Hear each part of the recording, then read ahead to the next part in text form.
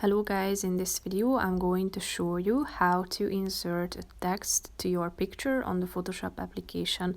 But first I just want to mention, don't forget to subscribe to my channel because at 100,000 subscribers I am going to show you my whole YouTube revenue statistics and growth strategy, how to make money online. Now let's jump into it. First of all, open the application on your phone.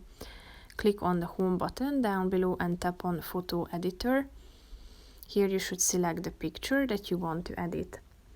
Slide to the left side and click on the text option down below. Here you should enter your text into this box in the middle of the screen. And then click on the done button at the top of the page. Here you have the text box that you can position within the screen. You can select the size of it like this, and as you can see, you can select the color from the available options down below, or use the picker to change the color of the text. And you can also use the slider to adjust the intensity of the color like this.